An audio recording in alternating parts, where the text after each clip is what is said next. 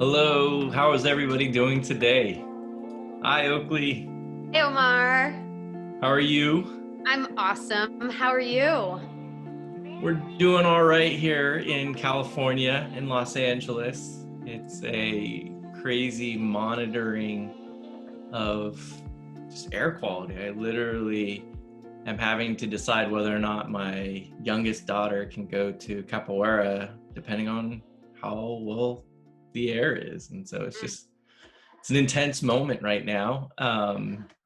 We already in the chat, Amanda, thank you for saying hello so quickly in the chat, and thank you so many for joining us again.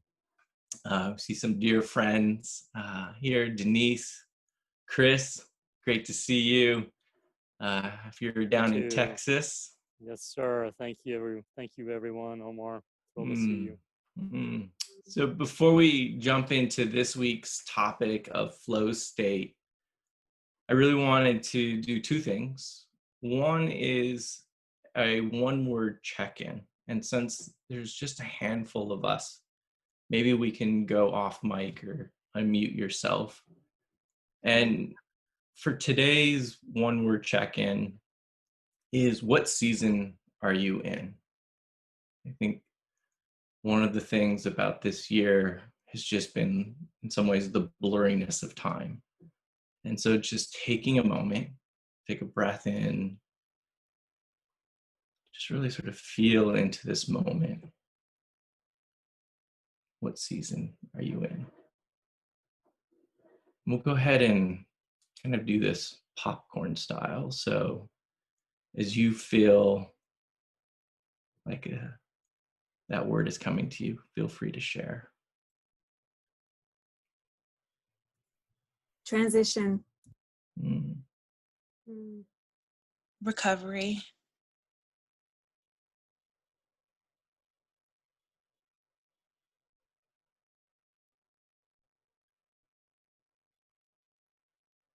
Grief.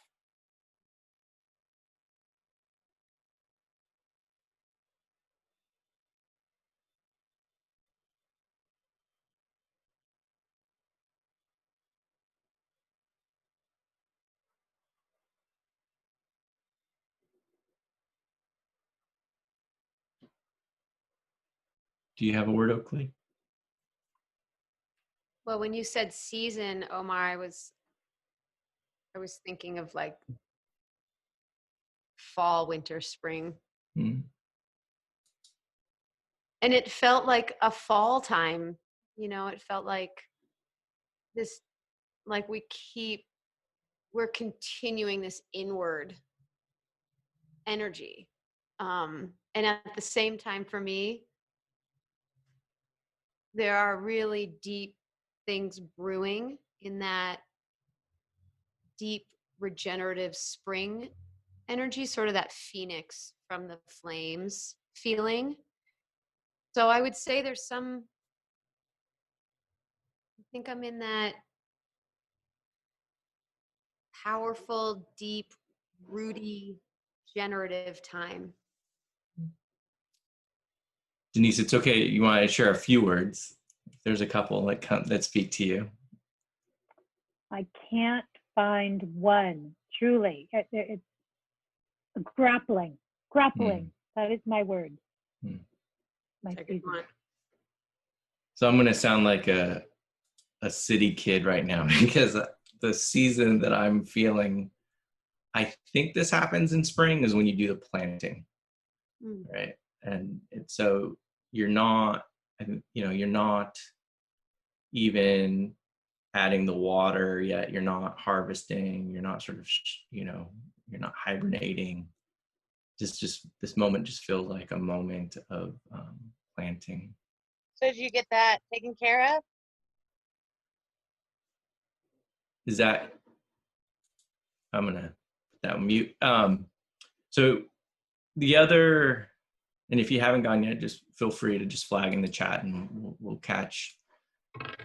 The other thing I wanted to check in with at the top of this was the homework from last week. If you had a chance, we asked or invited you to think about setting an intention in the evening So not a morning intention of what you wanted to do for the day, but what was an intention that you set in the evening. And so if anybody had a chance to do that and want to share their experience, and I think that's really one of these things that we're experimenting with on this Zoomcast, or what are these micro practices that we can incorporate into our lives to just really connect us to a place of joy, of calm, of gratitude.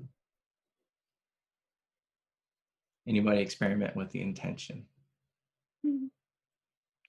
I loved whoever referenced the word poised. I loved that, and that was my homework. But by the time I got to the evening to set that intention, it wasn't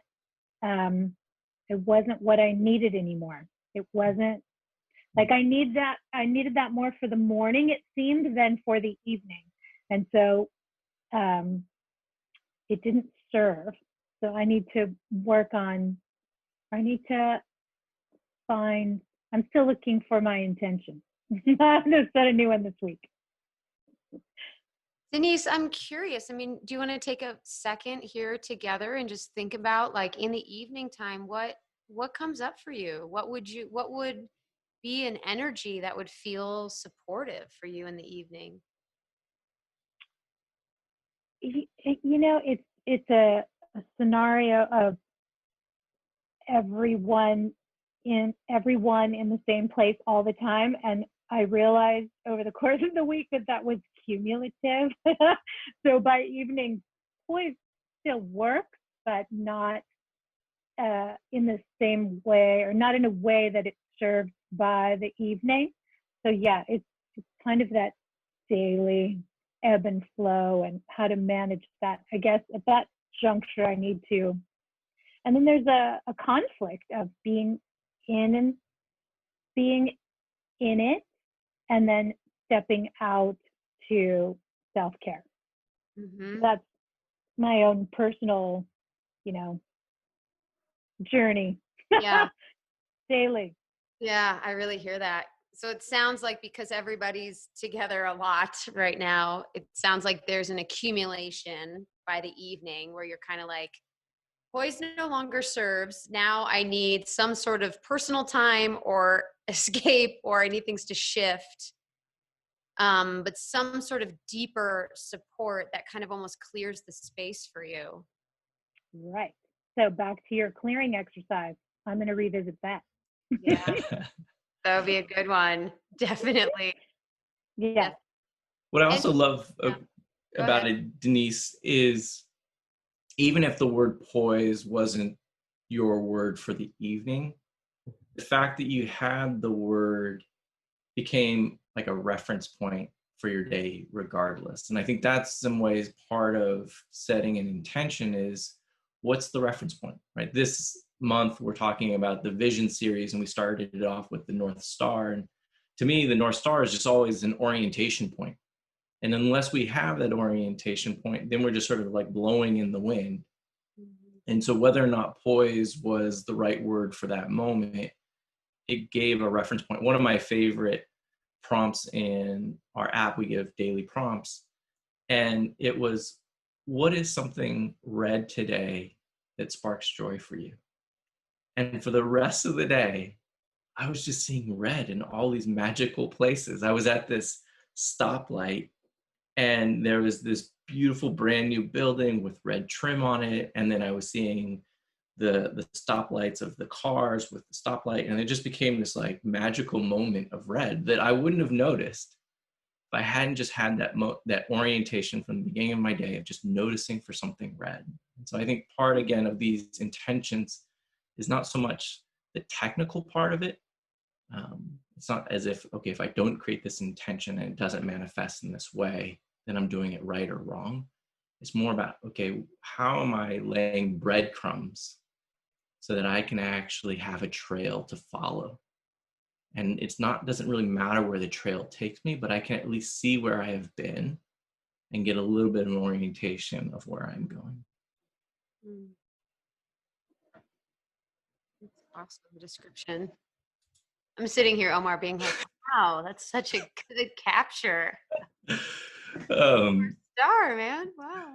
So I noticed we have a couple more people that joined, and I'll just invite you right now.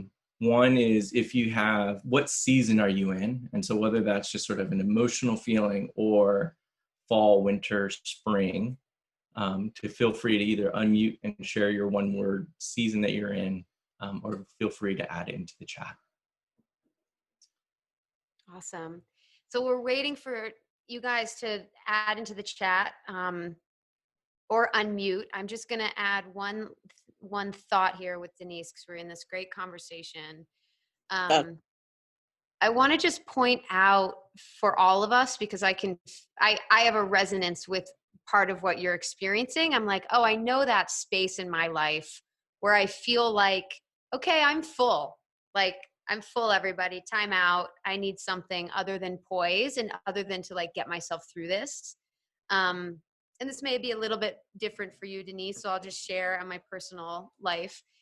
And there's a moment in wanting something different for myself where resistance to exactly what is comes up. And that resistance can create anxiety. It can create a feeling of frustration or exhaustion, of like wanting out and not having it. So that feeling of kind of like crazy entrapment. So I just want to point out for all of us too, is during these times, you guys, like it just keeps getting piled on, right? In this world, like it keeps getting piled on. And many months ago, I recognized in myself, I was like, okay, I'm going to have to stop looking for the escape, right? I'm going to have to stop hoping for something else, because we can't plan right now, right? And so we can take that into our microcosmic worlds, like into our homes with our families, and because it's also happening outside, so we're really in this kind of as without, so within moment. And just let's notice, as a community, when that resistance to what is arises, because a really good word for right now that I'm using is acceptance. And I just take a deep breath and I'm like, can I just accept, and this is going to get into what Omar and I are discussing today, this space between surrender and self-mastery, this flow state, and acceptance really can put us into that space of surrender. And when we let go of the grip of fighting for something that we think we need or we want to be different, that the minute we let go of that, there's a peace that can arise with exactly what is. Doesn't mean that we have to like it. I don't like what's happening in California with the fires. I'm not like celebrating the wins in the Midwest, right? Or in the South. Like that's separate. We're talking about our emotional state of being. And so that moment of breath, like, wow, I'm really resisting this. Like, oh, I need something. I'm not going to get it. And if I don't get it, I think I'm going to freak out, like I have gone through that. So, just taking that breath and being like, I'm okay. And I accept this moment for exactly what it is. And I just let go of my grip a little bit. Right. And that moment, we just get to surrender a tiny bit into exactly where life is taking us. Right. So I just wanted to add that. I think that's a beautiful place, Oakley, to really jump into this week's topic, which is this idea of the flow state. And, part of it was born out of seeing this diagram that this was your surrender, this was your self-mastery. And when they cross, that little space in between is your flow state. And we felt this was an important topic to address as part of the vision series, because vision can sound awesome, right? And then intention, great, love intention. But it's also physics in that for every action, there's an opposite and equal reaction. And so for every intention, there's in some ways a retention. And so how do we move through what we're holding on to? Like, what is retention is what you're holding on to. The way that we move through it is through our self-mastery and our surrender.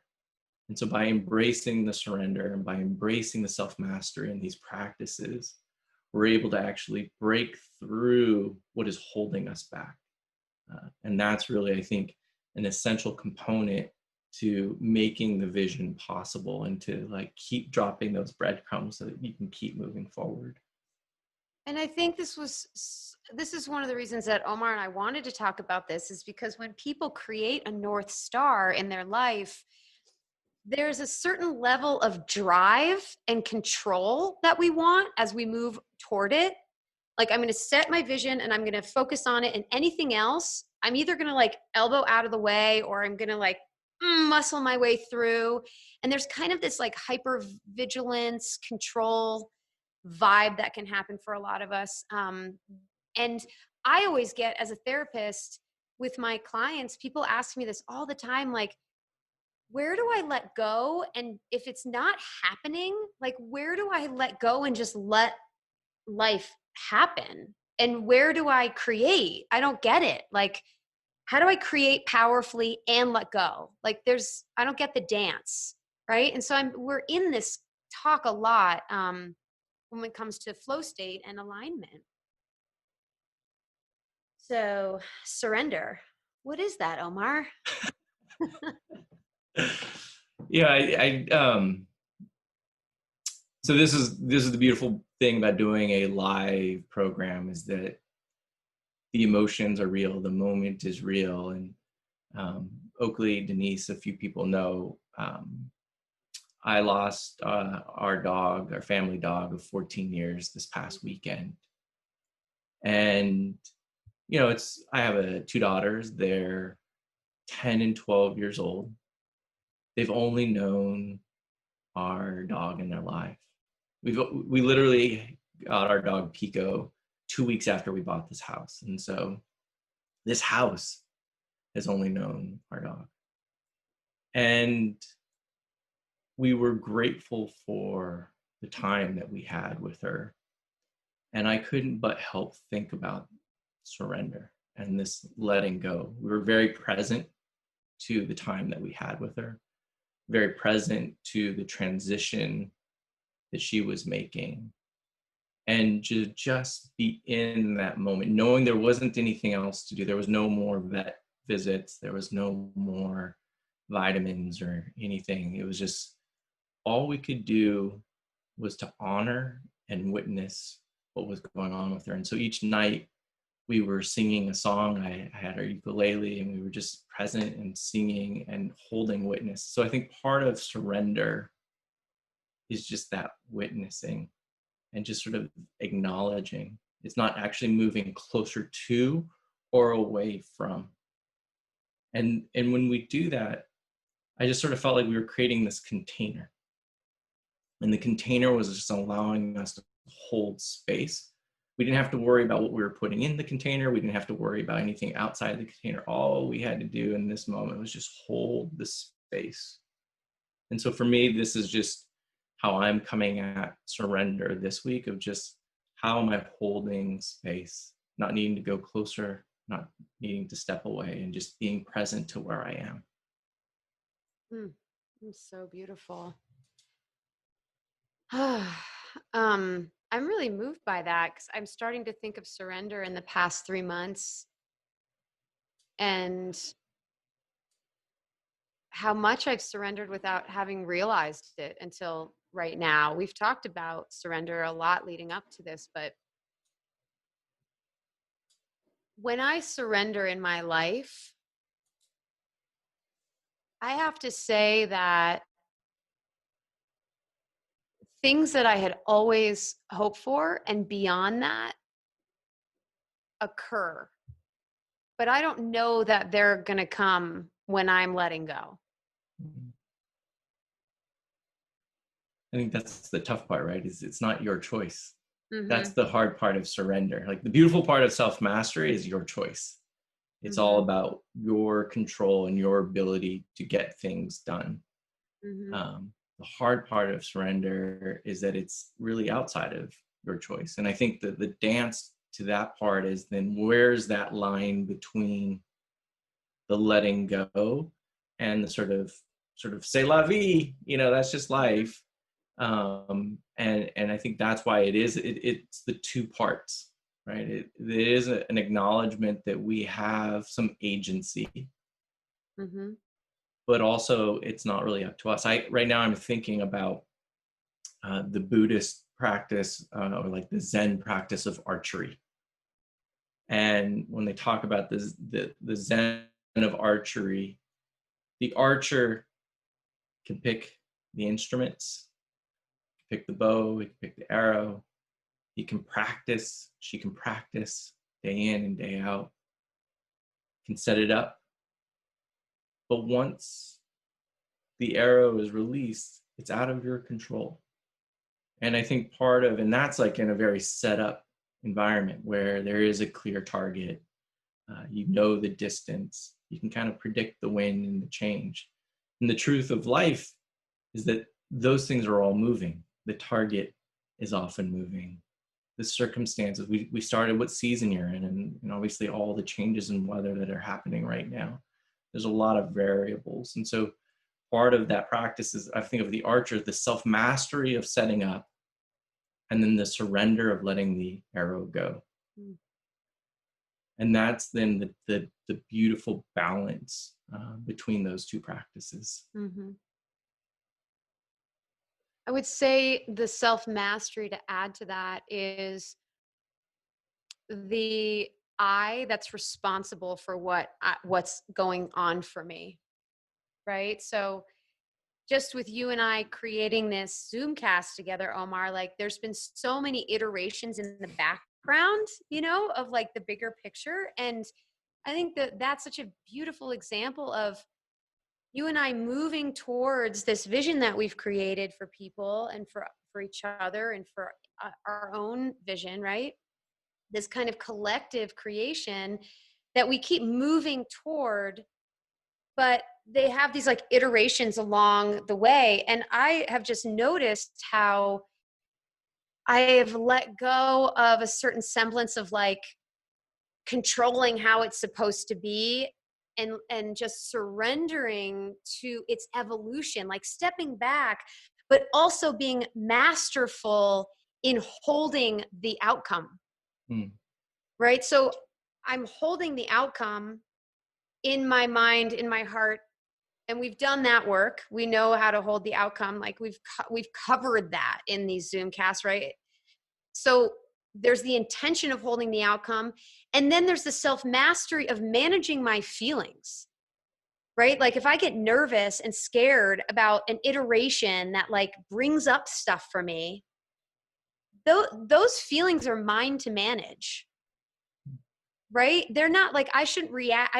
The worst thing I could do is react to them and then like start some chaos because I'm like, no, that doesn't work. I want this, versus just like managing my state, coming back to what I've set myself, my intention, my inner intention, right, of peace or whatever. And then sharing what my thoughts are from that state, from a state of peace that are in alignment with the North Star. I love you use the word react. Yeah. And I think that actually is the perfect word to talk about this moment. What I invite folks to is to like share in the chat maybe some things that they would like to surrender. And so reaction, I just heard this definition this week from Ciela Winter, who was on Thankful Thursday a couple months ago. She just wrote a book all about the inner work. So her definition, which is reaction, is what happens from the outside and goes in. Response is what happens on the inside and what we put out. And so that to me is when we can come from a place of responsiveness, we are first sort of checking in with what is going on inside ourselves and then moving outward with it, as opposed to everything is swirling And then we're just sort of reacting, and our inner turmoil is then reflective of that. And to me, this is what gratitude as a practice helped me do for the first time. For the first time in my life, I learned to just pause and just appreciate any given moment. And it was that sort of micro practice 3 times a day. I didn't need to write it in a journal, but certainly those things help. It was just that pause. And then that all of a sudden, when something flared up, and life happens, and so things flare up, I was able to just pause and then figure out, how do I want to respond? Amanda sharing relationship statuses, surrendering, Chris, the fear of the unknown. Fear of the unknown. I mean, that's the ultimate one, at least for me, is just that constant state. And I know, work that you do in this world, which is really about creating. And this is what I think is difficult for those who are creators, is there's such intention, there's such integrity, there's such purpose in that work. And we know the world is hurting. There's such pain. There's just this brokenness that exists in the world. And then there's this gap. And in that gap is that uncertainty between where we are, where we're trying to go. And this, to me, is when we can be in that flow state of surrendering to that gap, knowing that it's there, and then just the self-mastery of our intentions and practices. I once had an opportunity to meet this mountain climber who climbed Mount Everest. And he said there's 2 kinds of climbers. There are the sort of, they're the ones that they're called summiteers. They look at the summit, and all they can do is imagine themselves at the top of the summit. And every decision that they make is based on their visioning of themselves on the top of the summit. So that's who their sponsors are, how they select their team, sort of what are their practices. But the guy who I was talking to, he's like, I'm not a summiteer, I'm a mountaineer. And a mountaineer says, okay, yes, I have the intention of climbing this mountain, but I'm going to only live in this moment. And whatever is true to me in this moment, is this the right sponsor? Is this the right teammate? Is this the right equipment? Am I training in this moment with the integrity and the intention for what I'm trying to do? And I think that really, to me, is one of the bigger choices that we have to make in our lives is, are we summiteers or are we mountaineers? And I would say that for this space, and Oakley, please, disagree with me, but I really believe in the mountaineer. Yes, people want to get to mountaintops, but oftentimes you create such a blind spot to everything else that is happening around you. I will say that I've been a summiteer in my life, where I've said, just by the way. yeah, Me too. Self-proclaimed. And a little dangerous. It's super dangerous, and because it's very ego-driven. And when it's ego-driven, you are not aware of your blind spots. Because imagine if you're saying everything I am doing is focused on the place that I am not. It's only on where I am going. Then all of a sudden it's the ambition that is driving everything. And yeah, you might get to that mountaintop, but at what cost? And I think part of this work and in the space that we're creating is, how are we healing? Which then it's not about us. It's how do we serve? Mm-hmm. And what's the opportunity in everything, right? It sounds so, that question can really sound contrived, but I could not be more serious about it. I mean, here, let's read these. So relationship status, as you said, Chris, surrender, fear of the unknown. Thank you, Amanda, for yours. Jody, frustration with being gaslighted by a team member. Robin, I love this. What is outside of my hula hoop? You just nailed that. So good. We've got our own, I've got my list too. And what I've been talking a lot about with clients these days, and what I could say to all of these right now, is what is the invitation for me, speaking as you, right? What's the invitation here in every single one of these opportunities? What am I being called to that is my edge of growth, right? What's this, Chris? Beautiful. Aw. Please Thank you, come back. Chris. Thank you for your presence, Chris. You know, what is my edge of growth here? Is it letting go of control? Is it not taking something personally? Right? Jody, I'm going to dive in here, right? Frustration with being gaslighted by a team member. I mean, that would drive me nuts. I totally get that. But what if it had nothing to do with you? What if it had everything to do, they had some crazy thing going on that they did not have the skill set or capacity to explain, right? Something going on that looked like you getting gaslighted, but it actually wasn't that. Or maybe it is, and it's all about them, right? Which is a crazy thing to say. Like, it's all about them, Jody, not you. But what if it had nothing to do with you? That's what my question, right? How would you relate to it? Amanda, like relationship status, right? I'm going like popcorn here, guys. I'm just like excited about these buzzwords here and these moments. I mean, I can relate to all of these. You know, a relationship status, if that's changing or being redefined, like I know what that feels like in my own chest, right? So how do I get connected? What's my opportunity in that?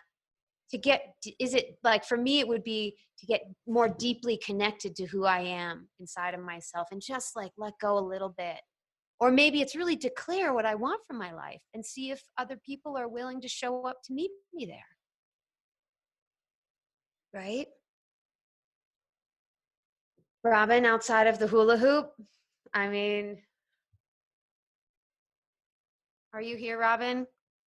Tell me about that. I just want to hear your voice. Can we unmute you? Yes, hello. Hi. Hi. Give us a couple Show me words. too. Awesome. I'm new here. Hi, welcome. Hi. I just put it's sometimes it's tricky for me to even define what's inside and outside my hula hoop, and I struggled with that in and of itself. Yeah, I get that. Yeah. Tell me a little bit about that. Like, where do you get caught? Thinking that things are within my control when in fact they are not. Personal things usually, often having to do with how the household is run. And teenagers and things like that. Amen. Bless you. Teenagers and having control as a parent. I mean, Omar is going to be our soon here on that one, I think. Yeah, we getting the girls out of the house this morning to go to school at grandma's was with, I'll just say, a slammed door. And, 30 minutes later, one of my daughters emailed and just said, sorry, I got angry this morning. And then Oakley knows this. I was like, oh my God, that was totally unexpected. And the best thing ever. The best thing ever. And I was like, I'm going to go get pizza for you for lunch today, right? Like, yeah. And so, but it's just love just bubbles up. Right. And just so simple, and you just realize, and again, this is where these practices, they in some ways, they matter for when they're not happening. Right. So we don't practice gratitude in the moment because we're grateful in the moment. Yes, we do that. But we're also really practicing gratitude in the moment for when we actually need it. Right. So I think for me, we do gratitudes every night. And so I know my daughters have that pause that's built into them. They might not always call on it in the moment of stress, but 30 minutes later, she was able to call on that pause and to reflect back. I remember I was in this yoga class, I think, and the teacher said she got to meet the Dalai Lama, and I was like, cool, that's awesome. And she had mentioned that somebody in her group asked the Dalai Lama, do you get angry? And the Dalai Lama said, yeah, I get angry. And I was like, thank goodness, right? But he said, I also get calm quickly. And I think that, to me, again, surrender to the emotion, there's anger. And then the self-mastery is the calming back down. And when we can be in that state where we feel the emotions, we not kind of control them, and I think I'm thinking of you, Amanda, on relationship status. That's one of the biggest challenges of relationships. You can't control the other person. But what you can do is control yourself. And that controlling of yourself is the self-mastery. And the self-mastery isn't the control like a grip. It's the control where the hand is open. And it's an invitation to each moment to just sit there. Mm-hmm. And adding on to that, it's about the integrity we have with ourselves, what we're committed to inside, because you can't control other people. So Robin, with your teenagers, right? You can do your best. You can set limits, boundaries, and we can reinforce all of that. You can communicate your expectations. But number one, you can be the example and be in integrity with you. So if you're losing your cool all the time or breaking down and collapsing or getting frustrated, right? They're watching that, first of all, we know that, right? And they immediately know how to capitalize on that, right? But the number one thing is come back to what your value is. How do you want to show up there? And focus on that. Focus on that, because kids will always wait. You're muted. I can't hear you, love. I said, I want to be the calm everywhere that I go. Yeah. Yeah. That's beautiful. And the calm has power and the calm has clarity, right? But the calm walks as an example. So if you're dealing with these kiddos, the practice is just coming back, right? Yes. Yeah. It's a lot of deep breaths. It's a lot of deep breaths. And the last thing I would say on this is that the practice and the rewiring of your brain is on your side. And that, so that you're not actually fighting a new fight every day when you have, whether it's gratitude, mindfulness, meditation, yoga, whatever your practice is, every time you do it, you're actually creating a new groove in your brain as to how you want to respond versus react. And so it's not actually up to you over time in some ways, because it's your practices that are creating these new neural pathways, right? So like literally your brain is rewiring in your favor, right? So that it becomes easier and easier. And it's not that the emotions don't flare or, things don't go sideways. In fact, assume it, right? Like in some ways, Robin, I said, yes, we want calm, but assume otherwise, right? So then that way you're like, okay, but like, I know that calm is always there. And I may not feel it in this moment. And if I'm doing these practices every day, and they're small, like literally just a small pause a couple times a day to say thank you with intention. Take a 5-minute breath, do some stretching. Whatever that practice is, your brain is actually rewiring to help you. Or do the Analoma Viloma breath. Well, what's that, Oakley? It sounds like an onomatopoeia. Sounds fun. Onomatopoeia. Ana Loma Viloma. This is a real word. Analoma Viloma. And this is an evening breath. And there's no reason you can't do it in the morning, but it's a soothing, calming breath practice. And I'm going to offer it to everybody. It's one of my favorites that I have in my back pocket. And the box breath, inhale on the count of 4, pause on the count of 4, exhale on the count of 4, pause on the count of 4, repeat. That's a great way to get off the crazy train and stop our thoughts, right? And this breath that I'm going to teach, it's also called alternate nostril breathing, is so soothing for the nervous system. It's like a tonic for the nervous system. So if you just really need a moment to yourself, you can go in the bathroom, close the door, sit and just do this, go in the closet, like take a moment, sneak away, right? And just take 3 minutes to yourself. For the most part, we don't get disturbed in the bathroom unless you have like 2 and 3-year-olds who are knocking and have no sense of that kind of space yet, right? But we can find those 3 minutes, right? Of just like closing some door somewhere in the house, being like, I'll be right back. And you can do this alternate nostril breathing.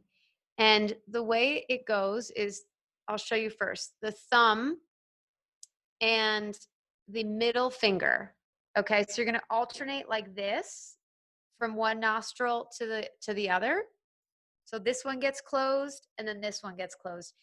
And when this is closed, I'm inhaling and exhaling and doing a full inhale, exhale on one side.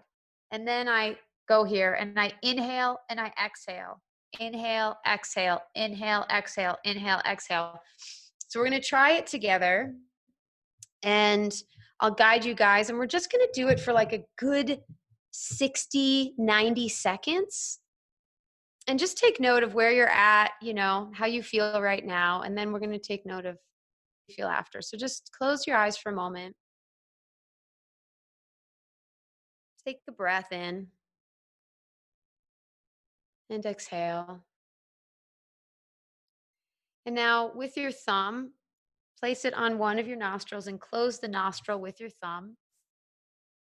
And inhale, 2, 3, and exhale, 2, 3.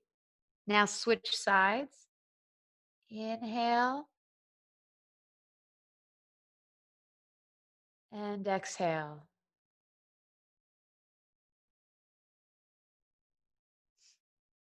I'm pausing right now because I actually recognize that there's like, you know what? I think I split it differently. I'd actually like you guys to inhale on one side and then switch and exhale. So the breath is going inhale, exhale, inhale, exhale. Here, I'll help you. Here we go. Close one side, take an inhale. Now close that side, hold your breath, and exhale through the opposite nostril. Now inhale, hold at the top, close that nostril, open the other one, and exhale.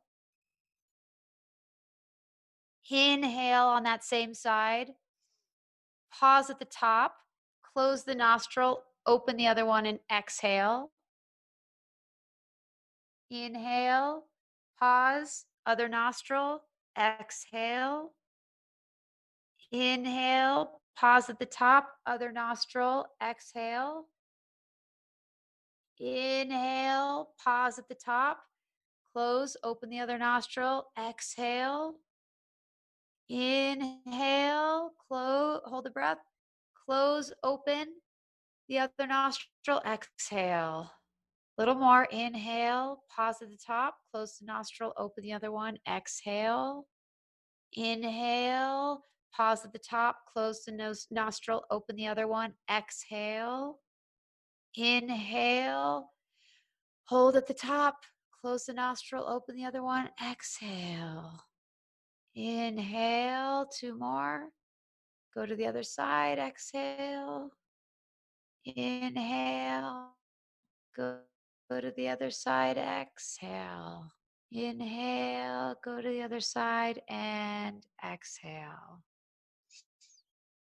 Now just close your eyes and just relax.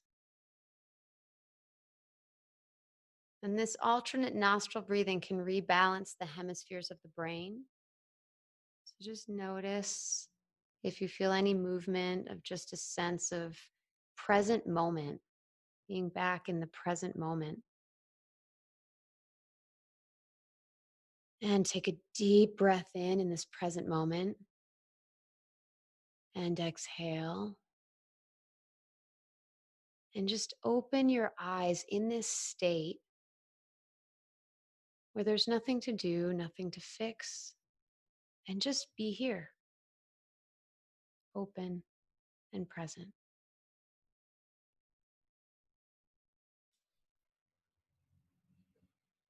Omar, how was that for you? I love these practices. It's just, what's so fun, honestly, though, it's the fact that there's so many different ones. Like that's really what I love about it, is that it gives you some choice and variety to any given moment. And this one, you're like, you know what? I'm just gonna play with my nose and breathe in and out, and that's gonna do something different for me than the box breath. And we're just playing with breath. I mean, this is something that we do automatically. And I think, in some ways, I'm thinking about this idea of surrender versus mindlessness, right? We can breathe mindlessly, or we can breathe with an intention that allows us just to surrender to the moment. In some ways, like, it is the beauty of it. It's the self-mastery. Okay, this is the practice. I'm going to surrender to each moment with more intention. And then all of a sudden, I'm not just sort of mindlessly or just automatically doing something. So I love it. It's awesome. And that's part of the self-mastery, is starting to know when to use different tools, right? Which is practice. That takes practice. Yeah. Anyone else want to share how that was for them, like where they were and where they are now? You can either unmute or share in the chat. And I want to figure out, just as a general Zoom, how to say unmute. It's just such a terrible word. Like unmute. Like it's just. Let's come up with a different word for it. We're going to come up with a different word. So if anybody has some suggestions other than unmuting yourself, please share, because I feel like it's creating a weird culture. We've talked about this for my kids in their class. They're now participating in class and then asked to unmute to participate, right? Like, and it's already hard to participate in class and raise your hand. And so now, like, our kids are starting with the mindset that they're on mute, and then they're having to unmute themselves. And so, like, let's figure out here how we can come up with a better access your mic. Access your mic. Thank you, Amanda. That's a good one. I like All right, it. so I love it. So access your mic, whoever wants to share. And right now, Jody, Denise, I love how focused breathing is, so centering, rejuvenating. I stopped waffling. Yes, that is what happens energetically. Yay, yay, yay, yay. That's it, right? We empower our kind of energy bodies, and our minds become still, and boom, we're back. That's it. Right on, Denise. Right on. Yay, Jody. Okay. Who has access to their mic and would like to share with their voice? We're ready for you. One more. Amanda, I haven't heard your voice in so long, even though you're sharing here. How is this breathing for you? It was a good breathing exercise for me. I'm physically in just a tiny bit of pain. And I feel like it helped me to focus on my breath and not the pain that I'm in. Okay, that's good. Slowing the breath and just being present to the sensations in the body also. And just noticing, if you go into the pain, you can look at it and not try to get away from it, but sometimes we have to look at it. I've had different chronic stuff with my neck and things like that, and headaches after car accidents. So I understand different pain experiences. So whatever you're in, I'll just invite you to start naming with yourself really gently, like, wow, I notice heat here. I notice a feeling of tightness, or it feels cool, or like prickly. Start exploring a little and slow the breath and be very gentle with yourself. Thank you. You're welcome. We'll keep you in our hearts. Thank you, Amanda, for joining us in a moment of pain. I mean, I think that, to me, is the whole point of Oakley and I creating this space with each of you, is just that we're not alone. You know, yesterday I was telling Oakley it was a difficult day for me, and I was calling it my bathrobe moment. I don't even own a bathrobe, but I just sort of imagine, like, I don't want to get out of the bathrobe, right? Like, and like move into the day, because it just sort of felt stuck. And so how we can show up for each other is really the intention of the space that we're creating, not for you, but with you. Absolutely. Beautiful. Yeah, all of you is welcome here, right? In the pain, the grief, the frustration, and also the joy and the hope and the strength, all of it. We're all human here, right? So I love that, Robin. Feels like Shavasana pose. Yep, in 90 seconds. Boom. Start getting in that bathroom, closing the door. All right, great guys. Well, Omar, anything else before I bring things to a close? Do we have any homework this week? I would say Ooh, I practice love homework. breath. Okay, great. I would say practice this breath a minimum of 90 seconds, at least once a day. I'm being very gentle in my homework assignment right now. I want everyone to eat. More is always opportune. It's all about training, but truly and really, when we introduce something new, if you can succeed doing the thing you set out to do, you're more likely to incorporate it into your life. So if you set an alarm that says, 9 p.m., alternate nostril breathing, and you head out into the bathroom, or you do it at 4 p.m. or whenever it is right for you, and you nail that 90 seconds between now and next Thursday, like you're going to feel really great about yourself, right? So try it. Just try it. And if you forget, or do it right when you're lying in bed, right before you go to sleep. Or if you're really triggered in the middle of the day, do it then too. All right, you guys. So, Omar, sorry, you were about to say something? I just wanted to say thank you, everybody, for joining us for another week of the Oakley and Omar Zoomcast. And we're just excited to keep this going and growing. And so please feel free to email us. I'm going to put my email here in the chat. If there's topics you would like to hear, things that would work better for you, please let us know. And we have a whole team that's helping us. And so we have Jennifer Rosenthal, who's helping us produce this. She actually helped produce Oprah's show back in the day. And we have Brian Vasquez, who's our audio engineer, and he worked at K-Rock. And, for those here in LA, big deal. And then Oakley got her friend DJ Soul Rising to let us use his music for our opening and closing. And so, our intention with this is to build this great community together. And we think there's just something that's powerful about doing this live. Would it be easier for Oakley and I to just sit on our mics and record a bunch of Zoomcasts? Lord knows we could talk a lot and record a bunch of these things all in 1 week. You could probably have a whole season in 1 week if you just let us loose and we had enough storage on our computers. But really for us, it's about doing this live because there's so much disconnection in this moment. And so to be able to show up and be present and to participate, because that's what's going to make the world of a difference. Yeah. So we really thank each one of you who chooses to show up, when you can on Thursdays with us, because you are an ambassador of wishing for a better life and a better culture and all of the things that we're living into by harnessing our potential and talking about these things and practicing together.